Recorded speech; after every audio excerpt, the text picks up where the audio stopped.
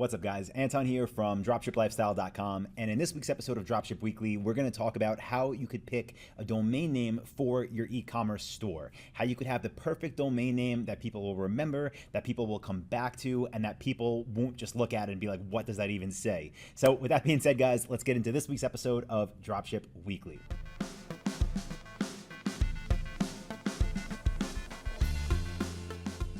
So as a general rule of thumb, whenever I'm getting into a new industry or a new niche, as we call them, I always try to find domain names that have keywords that match that niche. So I'll give you some examples as I do like a real brainstorming search that you could just follow along with. I think that would be most useful for you. But again, because we do build niche specific stores here at Dropship Lifestyle, we do want our name to reflect that because of course, part of our value proposition, part of why our stores convert so well is because we give our buyers the experience that's tailored to them. So we don't do those general shopping mall type stores that sell a little bit of everything. We choose, again, one specific niche. So we want our keywords in our domain name and our store name to reflect that industry. So again, the person knows where they're going to. So with that being said, a few other things that are, I guess, general rules of thumb that we always stick to is not to hyphenate. So no, my dash store dash whatever. Don't do that. Keep it just congruent, no dashes, no weird symbols in there, just yourstore.com. A few other things, .com is very important. That's assuming that you are selling in the States. If you're in Australia, obviously it should be .com.au. If you are in the UK, it should be .co.uk. But for most people watching this, it's probably .com, but whatever, you want your URL extension to match the country for which you're in. Okay, so with those basic things, I guess, understood, a few other things that I've seen people slip up on when people have asked me to review their stores and posted links in the YouTube comments is, I don't know why, but it seems sometimes people think it's okay to use other people's brand names in their URL. It's not, and at the very least, you're gonna get a cease and desist letter.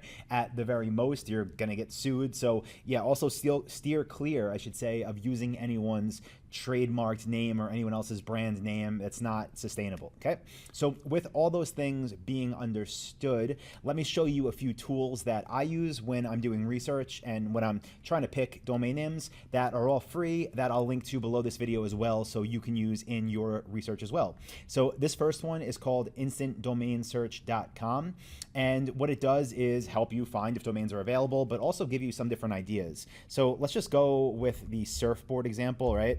If I was selling surfboards, I would want surfboards in the name. So I'm going to type in surfboards here, and then I'm going to look for ones that are, not for sale. I'm going to go to the generator here, and what that's going to do is show me everything available. The ones that say buy, I could just buy. I could register them as my own store name, and the ones that say who is, like this, means it's taken. So I could find out who owns it, and if I wanted to, try to make an offer and purchase it from them. I'll mention this now. I don't know if this is going to affect you or not, but a lot of times people get excited about different store names, right? And they're doing their research and they see something maybe like this, like thesurfboards.com. Oh, okay, I need that URL. Let me try to buy it, right? And it's almost never worth it. There, of course, are exceptions to the rule, but again, for 99.9% of people watching this video right now that are trying to name their store, that's a brand new store. Don't spend more than $10 a year for your domain name, okay? Don't worry about buying the perfect URL.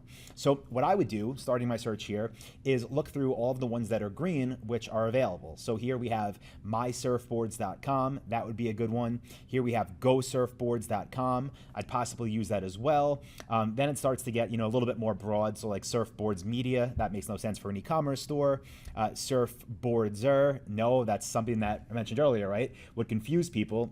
Topsurfboards.com, that could be a good one. So again, I would go through this, and based at this point, right, at this point of my research, based on nothing else than how readable it is to me, and if I think it makes sense or not, I'd add them to a list of possible store names. Like here's another good one I just saw. I think it said Surfboards World. Surfboards World, that would be a possibility. So these are, again, names that I would take and I'd put them like in a Google sheet to think, maybe they'd be the winner, again, later in the process when I did a little more research. Now, again, I'll link to this website below, instantdomainsearch.com. The next one that I like to use is called NameMesh.com. And what's cool about this one is you can provide it with multiple keywords and it'll basically spit out different domain names you can use. So surfboard, I'm not going to use that example again because it's one word. So let's just say I was selling like modern outdoor furniture, I would use two of those words, right? So I would come here to NameMesh.com and I would type in modern outdoor, and then I'll click generate. And here I wanted to hide registered, so it's telling me, like modern outdoor.com is available. Then it's going to show me all different sections, things like this, like common, right? These are all .cos, .nets, .orgs, .ios. Remember, we don't want that. We want .com or .com, .au, .co.uk based on where we are. So I'll just ignore that. Then I would look here for, really everything. I'd look all around this page, but here we have, let's find some .coms. No, Mootdoor, Muttdoor, none of those are good at all. Sometimes you don't find any good ones, right? Modern Outdoor, no. Modern Outdoor, nope, don't like that. Let's see if we can find any good .coms. Here we go. We'll go to the SEO section. And SEO is a part of why we do want our product types or our niche type in the name as well. I didn't mention that earlier, but let's see what they have in the SEO section. We have A, modern outdoor, I, modern outdoor, E, modern outdoor. Now, E, modern outdoor is one I'd possibly use, just to give you some of my thought process, because people think e-commerce. I could make a cool logo for E, modern outdoor. My, modern outdoor, that could work. Top modern outdoor, that's a possibility. But again, this is just to give you some ideas and to expand, because if you're not that really a creative person, like I'm not a creative person, I use tools like this to just put ideas in front of me. Again, whichever ones I'd liked, I'd put onto a Google Sheet, and then I'd review them later to pick whichever one I like the best. This is another tool, another free one called DomainWheelcom. So very similar to how the first one I showed you worked, but let's just do surfboards again, because why not? We'll stick with that. And I'll click search domain. And then here we have different available URLs. So again, I want .com. So we have Surfboard Star. That could be cool, actually. We have Surfboards Pro, Surfboards Smart. I don't like that one. Surfboards Web. I'd possibly use that. Let's see. What else .com do we have? surfboardcity.com could definitely have a really cool logo for that. So again, and what's cool is you see this, right? As I'm going through these different ones, they're giving me, sometimes the URLs will overlap, which is normal, but sometimes something will just stand out. And honestly, Surfboard City, I like that one. And at this point, if I was really doing this, that's probably what I'd go with, because I could already in my head picture a really cool logo and a really cool inviting homepage for that store. But let's keep going. We'll go through a couple more tools here that I use. This one is called leandomainsearch.com. And just like the others, you'll type in your keyword. So I'm going to do surfboards. I'm going to search domains. And I'm going to wait. And then it's bringing up all these. And as you can see here, everything in green is available. So we have My Surfboards, that showed up in one of the other searches, Surfboards World. Again, you get the idea, look through it, see if anything stands out to you. And then the last one that I'm gonna share with you, just because as you know, if you follow Dropship Lifestyle, I love Shopify. I'm a huge fan of them. We use them for all our stores. Our students use them for their own stores because it's just the easiest e-commerce platform to use. They have a domain name generator on their site as well. So I'll show it, but honestly, it's not as good as some of the other ones, but maybe you want to check it out, because who knows, maybe your keyword will pop up some things that are good for your store.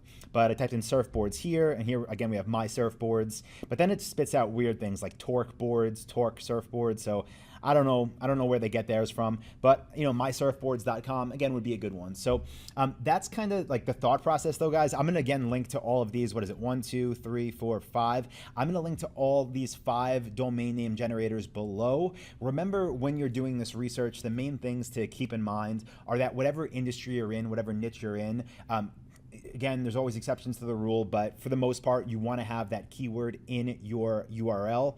You want to have it short. You want to have it 2, 3 words max, and you want to have it something that people would remember, because a big part of this, right? Just think longer term, outside of naming, people are going to go to your store, they're going to see your ads, they're going to go to your store, they're probably going to leave without purchasing right away. Then you're going to show them ads to get them back. So something like surfboardcity.com, right? That's why, that one for me right now is the winner. But if someone goes to that website, and you have a whole branding experience built into it, when they go on Facebook or they're on Google and they see a remarketing ad, they're going to remember that. Or if they're at work looking on your website and they go home and want to hop on their phone and order from your site, Surfboard City is something that people could remember. So keep those things in mind. If you have any questions on naming, definitely feel free to post them below this video, and more than happy to answer. I typically check YouTube comments a couple times a week. And also, let me ask you guys, if there's anything you want to see me talk more about, like I have a huge spreadsheet of different topics that I'm planning on covering over the next year or so on this channel. But if there's anything specifically that you want to see, any questions you want me to answer, literally just let me know. I mean, that's what YouTube's all about, right? Post in the comments, and maybe, in a future video, I will give you the answer. So go ahead, let me know, guys. And as always, if you got value from this video, please do give it a thumbs up. If you're not subscribed to this channel yet, click that bell, that notification bell. That way, every time I post a new video every single week, you will get one of the notifications in YouTube with the video, so you don't miss any. One more thing, let me call attention to this too, because this is Dropship Weekly, and I'm supposed to be giving you all updates on all things dropshipping. This is a new website that I just launched. It's called eCommerceLifestyle.com. It's very similar to Dropship Lifestyle, right? But what I'm doing on eCommerce Lifestyle is also a podcast. So if you're into podcasts and you consume audio, whatever, I know I listen to a ton of them, go to eCommerceLifestyle.com. I'll also link it up below, and click on episodes, and that's where you can get our first 4 or 5 episodes. We literally just got this stuff uploaded. So brand new. It's going to be huge over the next year, and if you're watching this now, you get in first. But yeah, eCommerceLifestyle.com, click on episodes, check out the podcast. So as always, guys, hope you got value. If you did, let me know, and I will see you next week for Dropship Weekly. Thank you.